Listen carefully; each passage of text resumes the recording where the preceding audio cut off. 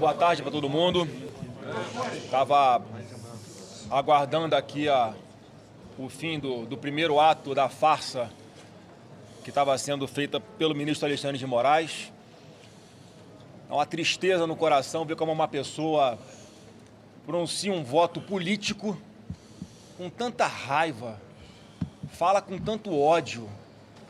Parecia um líder do governo do PT no Supremo, proferindo palavras sem embasamento jurídico, sem vinculação com absolutamente nenhuma prova, como quem está ali praticando uma vingança, porque na cabeça dele parece que Jair Bolsonaro queria matá-lo. É o que ele é acusado, é o que Alexandre de Moraes acusa Bolsonaro, uma das acusações, né? Como se tivesse alguma participação no tal plano verde-amarelo, punhal verde-amarelo. Então a ficção desse plano punhal verde-amarelo é na mesma proporção da ficção desse voto de Alexandre de Moraes. E de ontem para hoje, a gente conseguiu algo que é muito raro de se ver, com provas, aqui sim com provas, que é a manipulação de um processo judicial, em especial por um ministro da mais alta corte do judiciário desse Brasil. O ex-assessor dele denunciou uma série de coisas na Comissão de Segurança Pública na semana passada e hoje chegou uma perícia confirmando o que ele havia denunciado, em especial a manipulação processual por ocasião de uma busca e apreensão determinada pelo Alexandre de Moraes contra um grupo de empresários lá nas eleições de 2022, enquanto o Tagliaferro denuncia que foi procurado pelo juiz assessor de Moraes para ajudar na fundamentação desta decisão, que já havia tido seus efeitos iniciados, já que a busca e apreensão já havia acontecido. Dias depois, Tagliaferro é procurado, diz que ajudou no mapa mental e uma série de outros detalhes nessa decisão do Alexandre de Moraes, porque tinha pego muito mal para o Alexandre de Moraes dar uma decisão apenas com base em uma matéria de imprensa. Então, ele dá essa ajuda, devolve ao juiz auxiliar do Alexandre de Moraes e que volta para o processo. E pasmem, a perícia que foi feita não foi sequer ainda sobre o que denunciou o Tagliaferro. A perícia, um parecer técnico, que está aqui, um parecer técnico, exame documentoscópico digital. Quem solicitou foi um jornalista com coragem, David Agape, e foi feito por dois renomados peritos, Reginaldo Tirotti e Jaqueline Tirotti. O que diz essa perícia? Confirma que a sentença dada por Alexandre de Moraes foi redigida após, 6 dias após, a sentença ter sido dada. Com data retroativa, portanto. A sentença foi produzida 6 dias depois e lançada como se tivesse sido feita no dia que ele tomou a decisão. E o mais interessante, como eu disse, que não é uma perícia feita sobre o documento fornecido por Tagliaferro. Foi feita com base no próprio documento do Supremo Tribunal Federal, que é público. Foi extraído da página do STF. De lá extrai-se um documento que é a sentença de Alexandre de Moraes e a perícia comprova, pelos metadados do documento do Word, que é como foi feita essa sentença, que ela foi criada e modificada no mesmo dia, 6 dias após a sentença. Eu vou só ler aqui um pequeno trecho da conclusão, segura para mim, por favor, da conclusão dessa perícia, que é um escândalo isso daqui. Eu entendo porque muitos da imprensa ficaram preocupados de publicar essa denúncia que estava na mão de alguns já. Conclusão da perícia. Os peritos examinaram o documento questionado, chegando à conclusão de que o referido documento foi antedatado. A data declarada, 19 de agosto de 2022, que é a data onde ele deu a ordem para a realização da operação sobre o grupo de empresários, diverge da data técnica de compilação ou seja, de concepção, de nascimento desse documento, que foi em 29 de agosto de 2022. E não apresenta assinatura digital, porque quem faz esse documento é o delegado chamado Fábio Schor, e que ele não assina digitalmente, sem validade nenhuma legal a assinatura dele, e conclui aqui o parecer. Não apresenta assinatura digital, apenas um transplante de assinaturas, não sendo possível lhe atribuir a autoria inequívoca.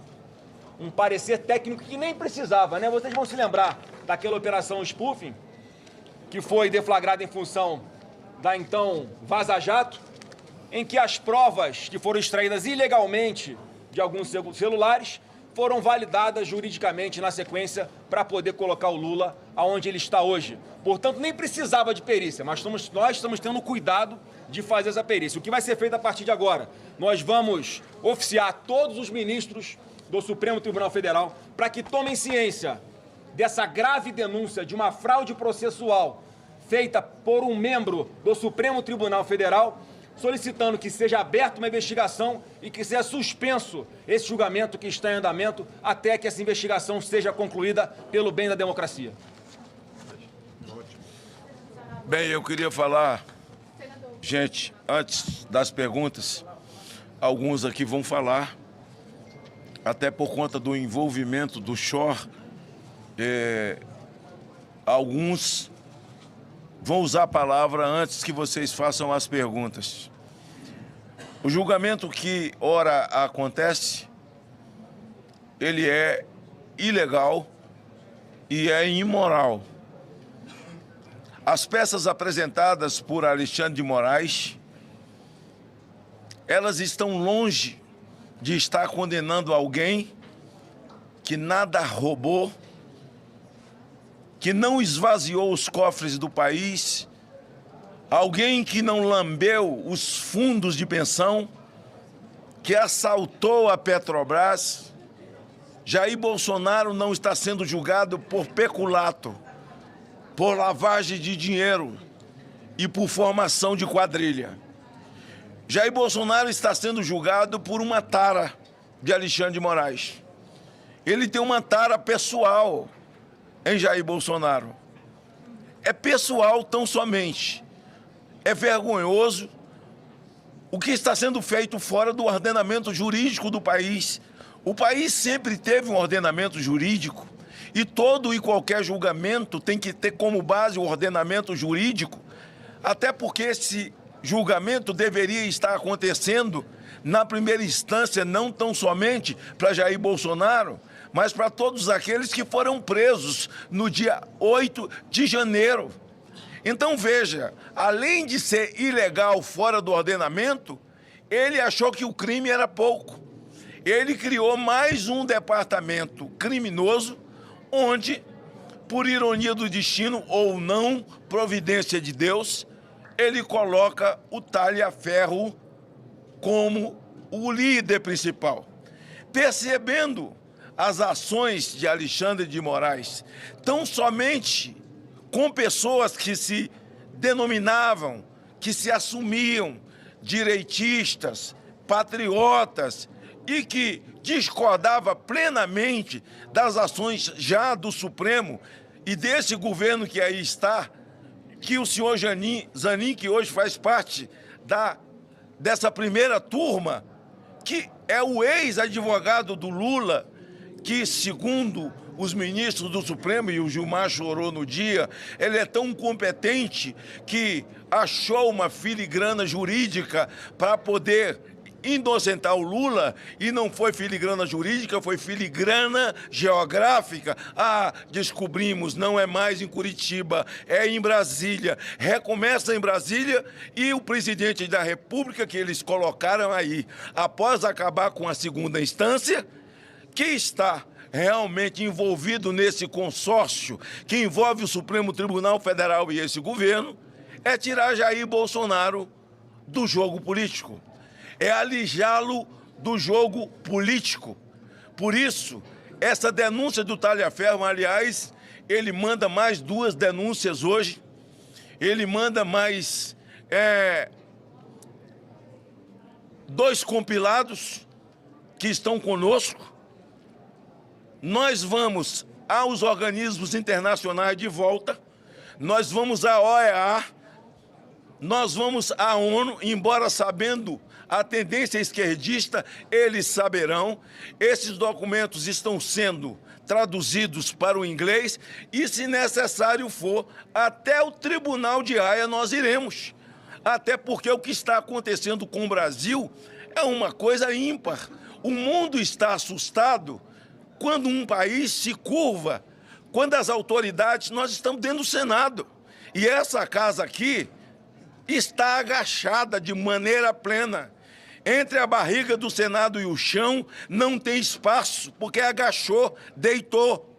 As 2 casas sendo oprimidas e eu acho que chantageadas pelo senhor Alexandre de Moraes, um homem conhecido no mundo hoje como o maior violador de direitos humanos do Brasil e faz parte do top 10 dos violadores de direitos humanos no mundo. Então, esse julgamento ilegal que está acontecendo agora, essa farsa que está sendo narrada agora, e nós esperamos que haja de algum ministro a boa vontade, a coragem e o desprendimento, acima de tudo a coragem, para sofrer as consequências. Porque o Tarcísio ontem disse, anteontem, que passaram do limite e que o que está acontecendo de fato é uma tirania, estão fora do ordenamento jurídico, passaram do limite. O governador Tarcísio agora está sendo alvo. E já se circula conversas de que medidas do próprio PT, ação da esquerda contra o Tarcísio. Ao Tarcísio, a nossa solidariedade, entraram com ação para que o Tarcísio seja incluído na fake news, no estômago do elefante. Vai fazer 7 anos esse inquérito, esse estômago do elefante, que cabe tudo. Inclusive o governador de São Paulo, agora o Tarcísio, a quem eu devoto toda a minha solidariedade, a minha disposição. Também essa outra peça do PT é para incluir Tarcísio no inquérito que trata do golpe de Estado. Atentado ao Estado Democrático de Direito. Ao Estado Democrático de Direito. É isso que a gente está vivendo hoje no Brasil. Alexandre de Moraes, todas as tentativas de assassinato, ele estava maluco para que isso acontecesse com ele. Tentaram, nas narrativas dele, matar ele por 3 vezes. Ele é sempre a vítima, saía arrastado pelos cabelos na rua, ser enforcado, assim, um sonho latente de ser um Tiradentes do Brasil, quando, na verdade, ele se comporta, nesse momento, como Silvério dos Reis. É um Silvério dos Reis moderno, expondo Tiradentes em praça pública, se assim nós podemos fazer essa analogia. Então, para todos nós, estamos com documento verdadeiros, não estamos aqui fazendo discurso por discurso, nós faremos novamente, senador Jorge Seif, a via crucis, senador, deputado Marcel, Flávio Bolsonaro, Zuco, nosso querido Portinho, que estivemos juntos lá na OEA. Nós voltaremos, Zuco, entregaremos na mão de todos eles, mesmo sabendo da tendência esquerdista deles. Eles receberão a verdade. Nós estamos indo à Itália, porque esse rapaz não pode ser alvo desse indivíduo, para que as autoridades italianas cuidem da segurança desse brasileiro corajoso, que teve coragem de expor as vísceras de Moraes. Moraes está nu em praça pública. Certamente, ao final de tudo isso, nós o chamaremos de Alexandre o Imoral. Senhoras e senhores, boa tarde a todos. Entendam bem, o assessor direto de Alexandre de Moraes. Nós não estamos falando que um vizinho, ouviram falar, um primo, não. O cara estava subordinado a Alexandre de Moraes. Tem denunciado alguns veículos de imprensa internacionais sem repercussão no Brasil, até que nós conseguimos conversar e convencê-lo a participar de uma audiência na Comissão de Segurança Pública presidida pelo senador Flávio Bolsonaro.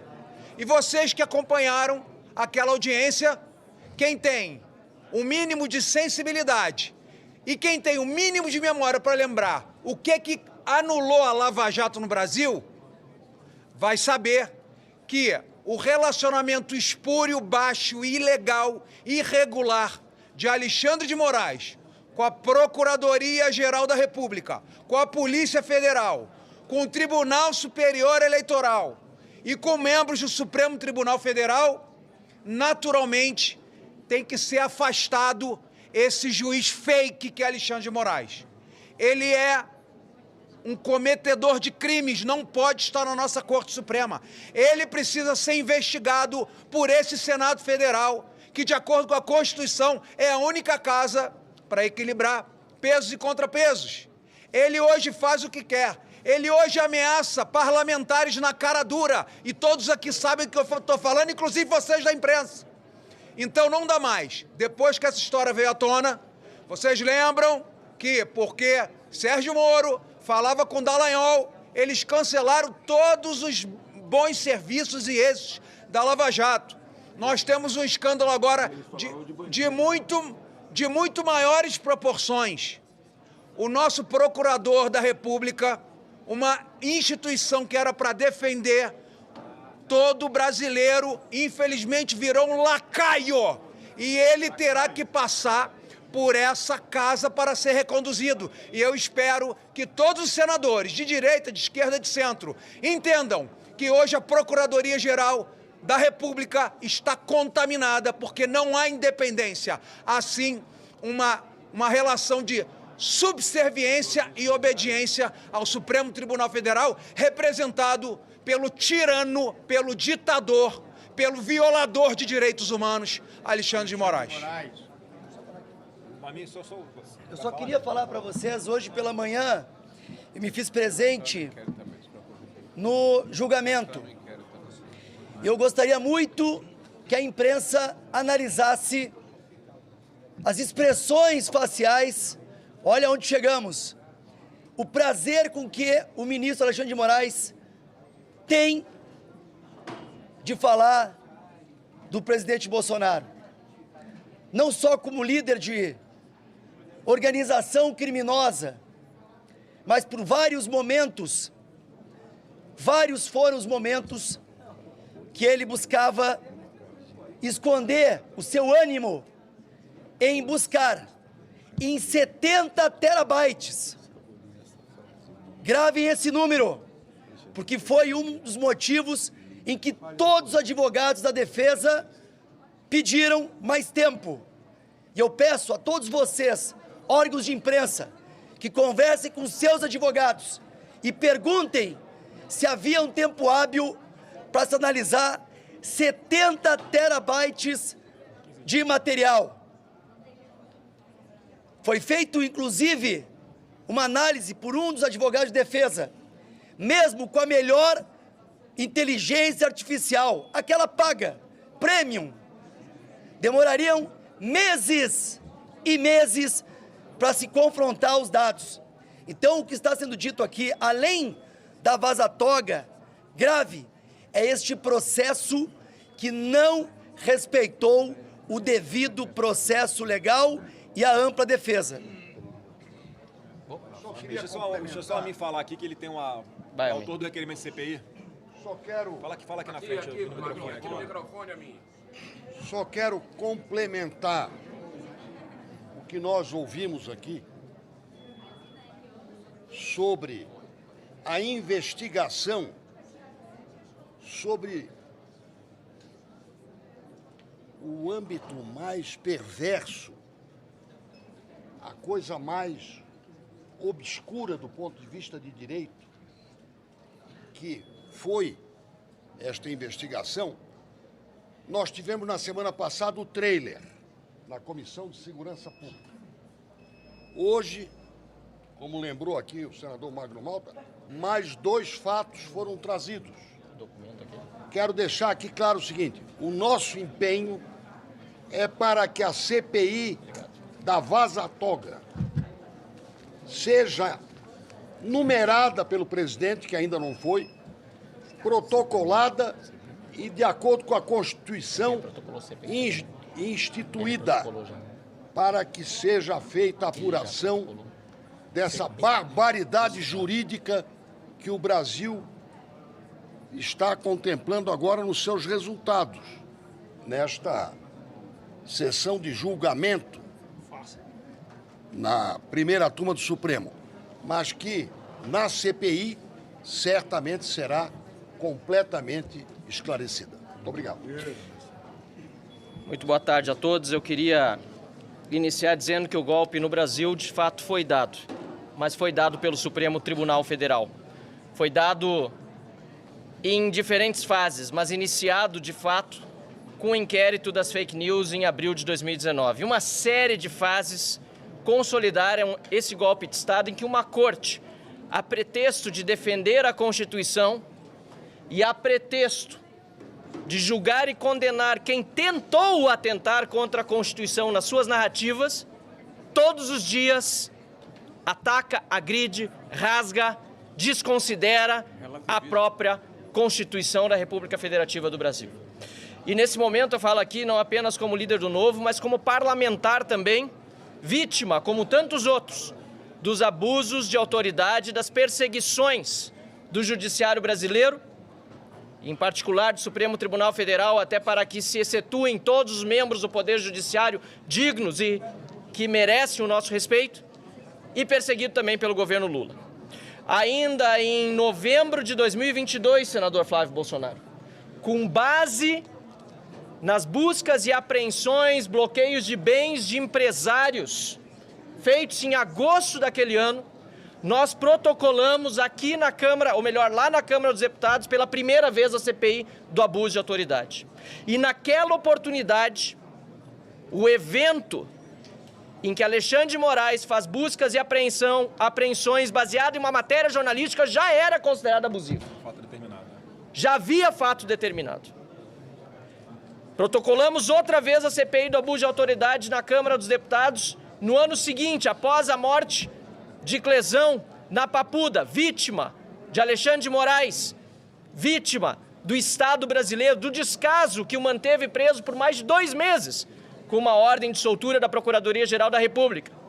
Em virtude do seu falecimento, houve a comoção necessária para que atingíssemos uma vez mais as 171 assinaturas.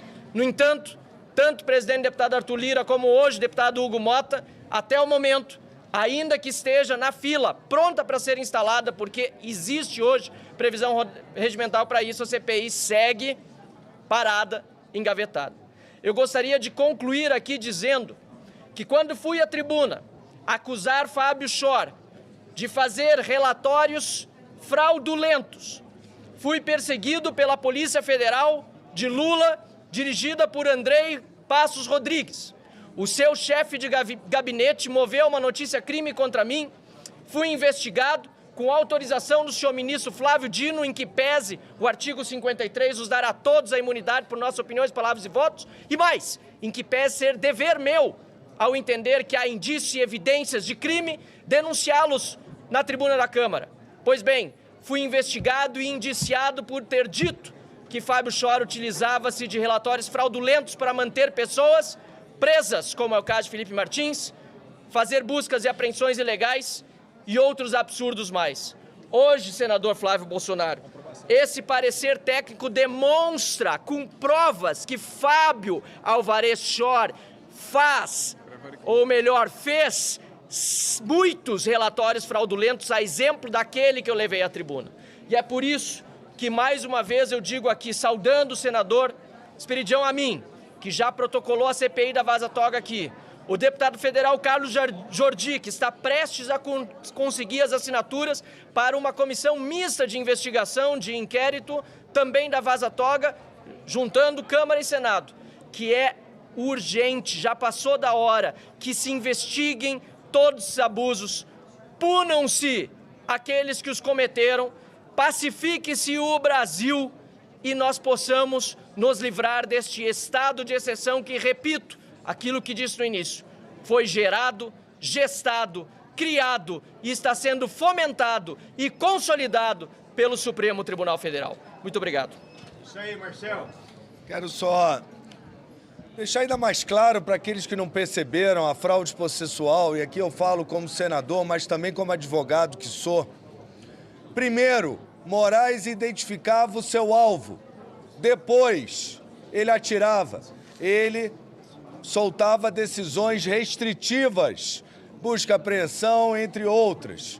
E só depois eram instruídos os processos para embasar aquelas decisões tomadas.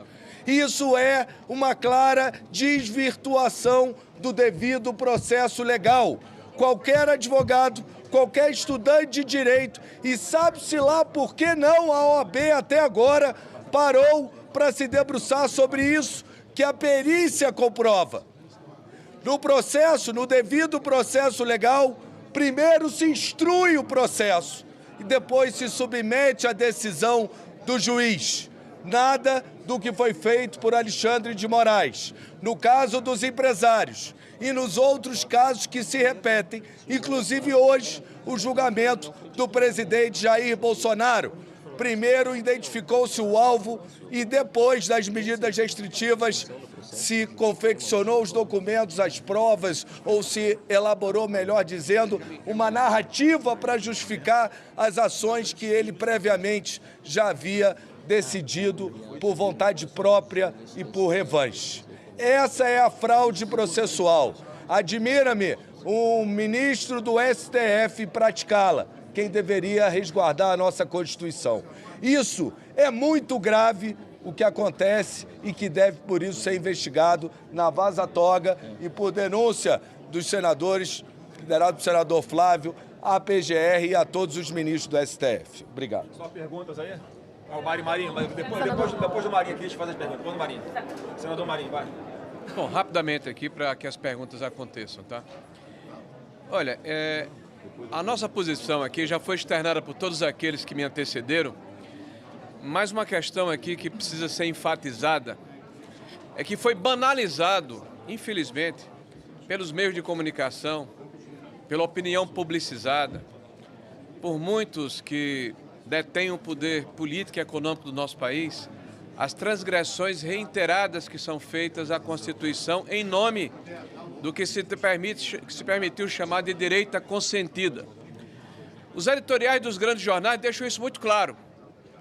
A lei está sendo excepcionalizada, a legislação está sendo relativizada, mas é permitido, mas é consentido, porque quem está sendo vitimado por isso é, entre aspas, o inimigo do Estado. É alguém que não merece o amparo da Constituição, que deveria ser o escudo de todos nós. Virou uma espécie de palavra de ordem.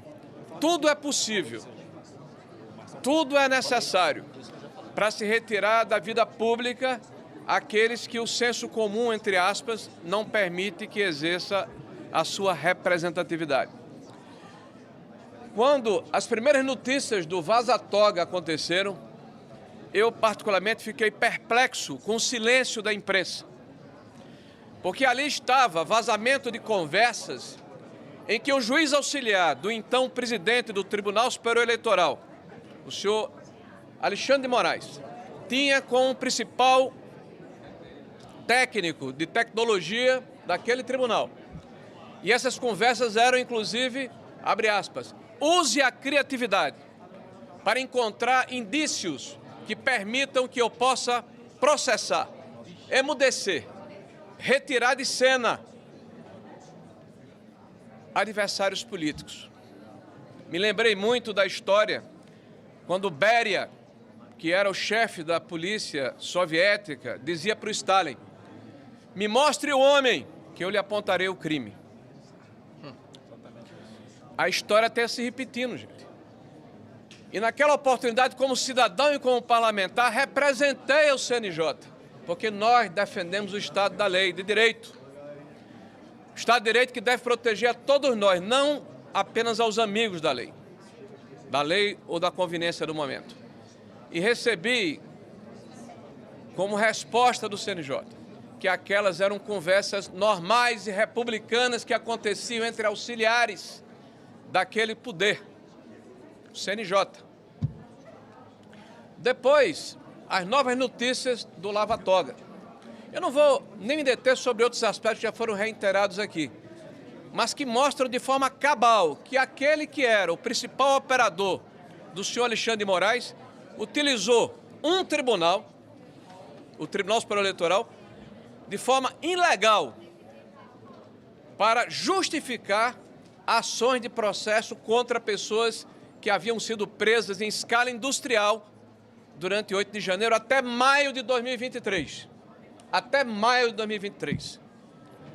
Essa utilização ilegal do nosso aparelho judicial para imputar crimes a quem não os cometeu e, sobretudo, rotular pessoas como se fossem criminosos, porque a partir de 2018, de alguma forma, haviam feito alguma crítica ao atual presidente da República e ao seu partido, ou haviam tido a ousadia de questionar o sistema eleitoral, esses eram imputados numa certidão como positiva e deveriam ficar presos nas audiências de custódia que passaram a ser mera formalidade, até porque esses juízes eram impedidos de ter a livre-arbítrio, de decidirem em função do que estavam assistindo, dos depoimentos que estavam tomando.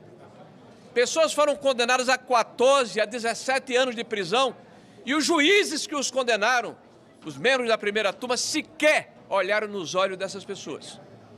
Desconheceram as suas histórias, se esconderam através de julgamentos virtuais, de escala, repito, industrial, desconhecendo todo o ordenamento jurídico, desconhecendo a questão da ampla defesa, desconhecendo o fato de que existe a questão do réu primário e dos antecedentes da jurisprudência. Criaram todo um cenário e todo um contexto para justificar, ora, se Débora, que pintou de batom uma estátua, vai levar 14 anos de prisão, o que dirá Jair Bolsonaro, que na narrativa deles é o perpetrador e o mentor desse pretenso golpe. O que eles não estão percebendo é que eles estão destruindo vidas para alcançar um objetivo espúrio. Estão destruindo reputações. Estão abrindo mão de olhar o que todo juiz deve ter, o discernimento de observar a lei, mas ter, sobretudo, a imparcialidade.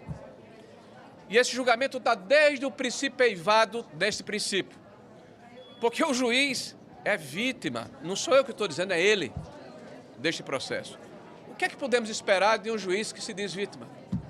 O que podemos esperar de um outro juiz que processou o réu, como é o caso do senhor Flávio Dino? A autocontenção que é pedida ao Supremo Tribunal Federal é olimpicamente desprezada. E hoje nós vemos corroído, nós vemos dilapidado, nós vemos dilacerado o conceito que deveria haver de todos nós de credibilidade no judiciário, que todos nós defendemos. O judiciário precisa voltar a ser isento. E este parlamento precisa dar a sua contribuição, porque o parlamento, infelizmente, não tem feito a sua parte. Nós não queremos aqui pré-julgar ou antecipar posições políticas. Agora, não pode se banalizar e se aceitar como normal que este parlamento fique sendo ameaçado, implícita e explicitamente, e o debate seja interditado por um outro poder, como se o princípio da democracia liberal, que norteou a nossa Constituição, da separação e autonomia dos poderes, fosse jogado por terra por essa intervenção espúria e banalizada por boa parte da imprensa brasileira. Isso aí, senador. Pessoal, rapidamente, depois nós vamos aqui responder as perguntas, mas eu queria, em primeiro lugar, agradecer a presença de vocês aqui. Está no intervalo. Eu me recuso em chamar de julgamento o que está acontecendo ali. Ali a denúncia, a sentença já está pronta há muito tempo, né? Um jogo de cartas marcadas.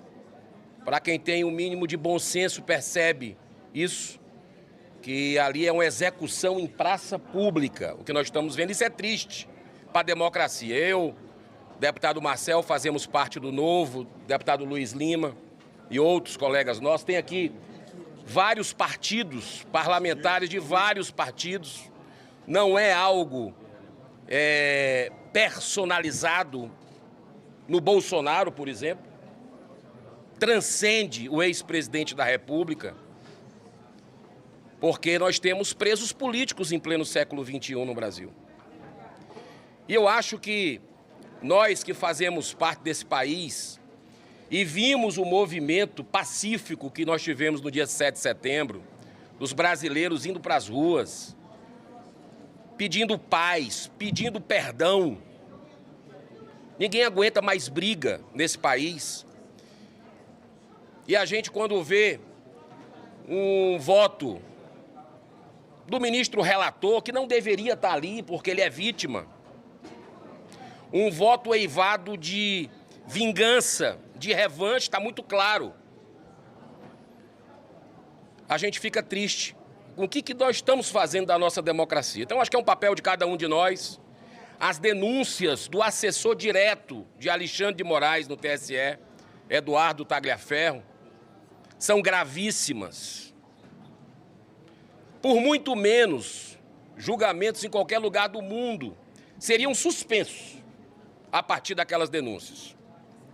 Denúncias com provas documental de fraude processual que foram apresentadas aqui. O Partido Novo já está estudando com a sua equipe, já tem alguns caminhos, vai também acionar juridicamente, onde quer que seja, para que a justiça volte a ser para todos no Brasil. O Senado Federal poderia ter feito um papel. O presidente Davi Alcolumbre tem 41 assinaturas na mão, da maioria do Senado, para equilibrar de novo os poderes da República, uma separação, mas prefere se omitir. Totalmente diferente do parecer da Advocacia Geral do Senado, que rapidamente, do careca do INSS, deu legitimidade para esse sigilo de 100 anos. Mas, para o impeachment, demora uma eternidade para dar um parecer. E hoje, vejam quando aconteceu nessa legislatura uma sessão cancelada, justamente para que não fosse repercutido o que nós estamos vendo do outro lado da praça, a sandice. Foi cancelada a sessão hoje do Senado Federal. Ou seja, não podemos usar a tribuna. Isso é o modus operandi que a gente vê quando a gente precisa parlar. Então, eu espero que voltemos ao caminho da paz e só tem um jeito. A anistia aos presos políticos do Brasil para pacificar, reconciliar. Essas pessoas não pegaram em armas, não tiveram o direito à defesa ao contraditório. Muitas vezes seus advogados não tiveram acesso aos autos. Essas pessoas não tiveram a individualização das condutas. Então, estão com a sua vida devastada e nós precisamos restabelecer a justiça. Assim como o impeachment desse ministro que tem causado esse caos institucional no país. Vamos ao limite das forças, dentro da Constituição, ou o restinho dela que ainda temos, restabelecer um Brasil realmente que respeita o seu ordenamento jurídico. Muito obrigado. Senador Flávio, gostaria de fazer duas perguntas. A primeira, existe a alegação de que a denúncia do Tagliaferro não é válida porque ele foi demitido do gabinete do ministro Moraes após ser preso por atirar contra a esposa e as duas filhas, além de responder na Justiça de São Paulo por desvio de espólio. Outra pergunta é a seguinte: nenhuma das defesas argumentou que há perseguição política nesse julgamento. E para completar, o advogado Celso Vilardi, do ex-presidente Jair Bolsonaro, anteriormente, antes de ser contratado, ele gravou uns 3 vídeos dizendo que o relatório da Polícia Federal é robusto, de que a acusação da PGR tem provas de que realmente houve um crime de golpe de Estado. Isso, palavras do Celso Vilardi. Os senhores se arrependeram também de contratar ele para fazer a defesa de Jair Bolsonaro, senador? Não, parece que a senhora tem procuração do Alexandre de Moraes, né, para falar em defesa dele. É isso mesmo. Vamos por partes aqui. Em primeiro lugar, parece que o Tagliaferro, até onde eu saiba, essa acusação que ele sofreu foi transformada num disparo acidental de arma de fogo. Então tem que atualizar a pergunta antes de querer desqualificar uma pessoa que teve a coragem de vir a público e fazer as denúncias que está fazendo contra o Alexandre de Moraes. Porque, infelizmente, muitos jornalistas gostariam de praticar aquilo que aprenderam nas universidades, de dar um furo de reportagem, mas ao perguntar para o superior do seu veículo se podia falar, olha, contra o Alexandre de Moraes é melhor não. Então, se vocês acham que isso é uma democracia normal, onde até a imprensa ela é ameaçada de fazer o seu trabalho vital, assim, eu não sei mais em que democracia, parece que vocês concordam com a democracia relativa do Lula. Com relação ao Celso Vilardi, o que eu vi foi a defesa dele muito enfática, elencando várias ilegalidades ao longo de todo esse processo. Inclusive foi um dos que falou que teve apenas 15 dias para analisar os 70 gigabytes, terabytes que tinha de informações sobre diversas coisas que aconteceram no processo. Só para que todos entendam como é que a defesa é cerceada. O Alexandre de Moraes fala, nós demos acesso às provas. Mentira. Mentira porque ele dá acesso ao que o Ministério Público ou a Polícia Federal selecionou, pinçou de todas as quebras telemáticas, de telefone, de conversa de WhatsApp, para que a defesa analisasse aquilo. Quando, na verdade, há uma infinidade de outros contextos, outras conversas, que, sem dúvida alguma, confirmariam ainda mais a inocência, não só de Jair Bolsonaro, como de vários outros acusados injustamente nessa narrativa petista que o senhor Alexandre de Moraes narrou hoje. Eu queria só fazer um acréscimo aqui. Se nós levarmos em consideração que após a denúncia, o Tagliaferro imediatamente já foi acusado de um problema lá em São Paulo, já teve bens bloqueados e tudo. Imagine os jornalistas aqui, se forem demitidos, né, sem justa causa, passarem a ser taxados de, sei lá, inimigos ou o que aparecer, porque vão à Justiça do Trabalho fazer uma reclamação. Tá? Então é uma desqualificação de quem procura seus direitos. Então o patrão vai e desqualifica porque ele foi fazer uma denúncia, ela era amigo, era uma pessoa que tirava foto abraçado, sorrindo, lindo e maravilhoso. Na hora em que ele passou a mostrar as entranhas do poder, ele passou a ser o inimigo, odiado, deplorável, etc. É como se o jornalista denunciasse alguma coisa contra Alexandre de Moraes e ele virasse réu porque está atrapalhando a democracia no Brasil, algo parecido. Essa é a estratégia das ditaduras desde sempre. As ditaduras sempre fizeram isso, desqualificar as pessoas. Da defesa, o Paulo Nogueira, ele fala que tentou demover o presidente Bolsonaro de uma ruptura democrática. Como é que o senhor vê essa Primeiro que ele não falou isso, né? Isso você vê como é que o Alexandre de Moraes tortura até os testemunhos. O que foi conversado lá e que foi admitido era estado de defesa ou estado de sítio, não sei, um dos dois, algo que está na Constituição. Então, como não havia base para nada, foi todo mundo para casa e nada aconteceu. Então, como é que demoveu de alguma coisa, de tentativa de golpe? Como Dilma consultou Vilas Boas. A Dilma consultou o então comandante do Exército, o general Vilas Boas. Ele denuncia isso, inclusive, na revista Veja, e a Dilma está respondendo por alguma coisa? Não está.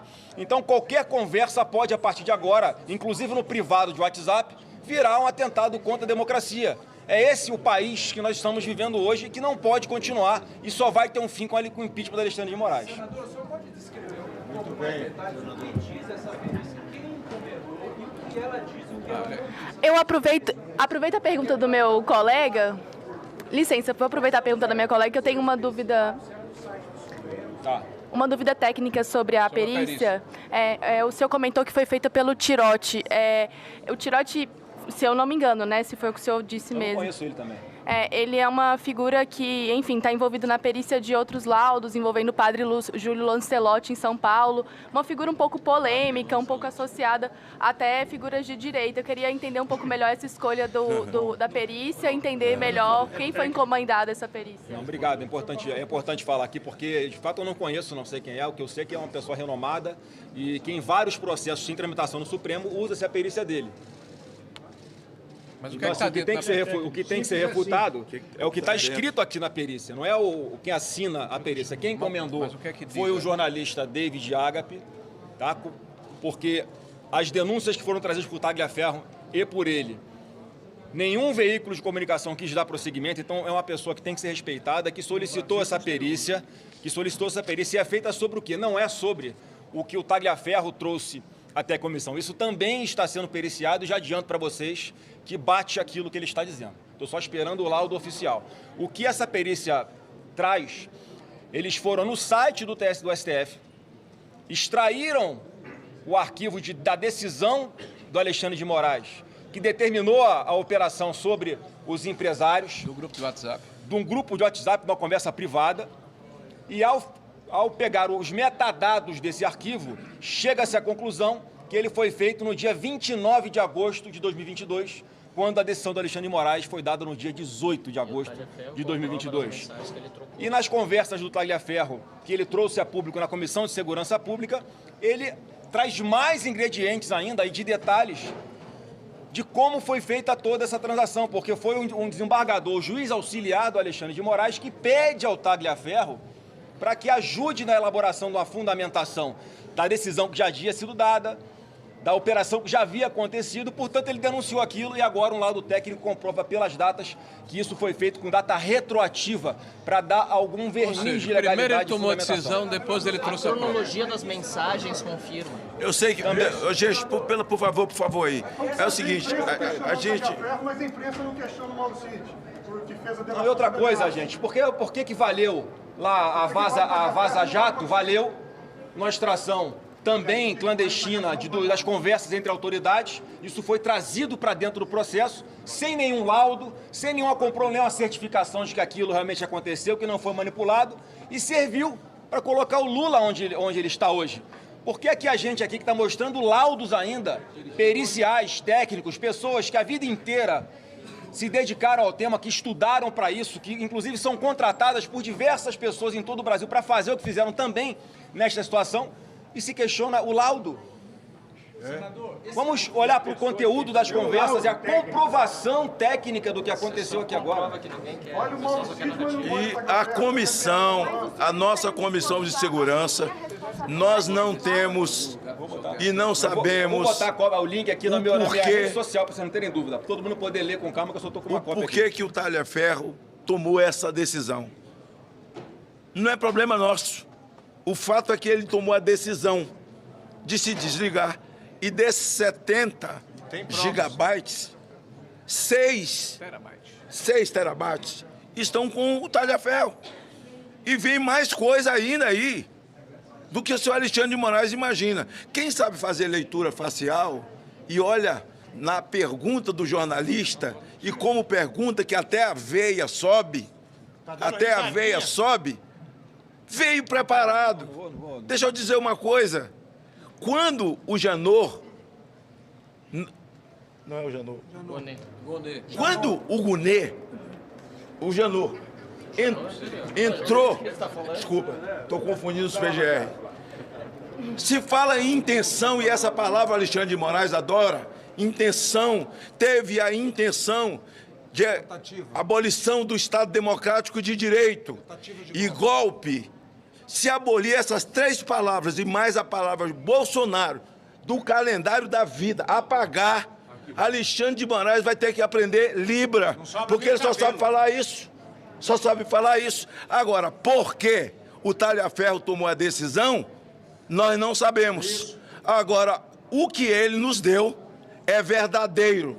E por isso, qualquer tribunal digno no mundo, onde nós voltaremos para entregar esses documentos, certamente o senhor Alexandre de Moraes será preso. Se aqui no Brasil tivéssemos a quem recorrer, para além dessa corte, porque nós não temos para quem recorrer, nós vamos recorrer para eles mesmos, mas vamos entregar na mão deles exatamente aquilo que nós temos e temos testificado, para a vergonha de quem ainda defende algo tão cruel,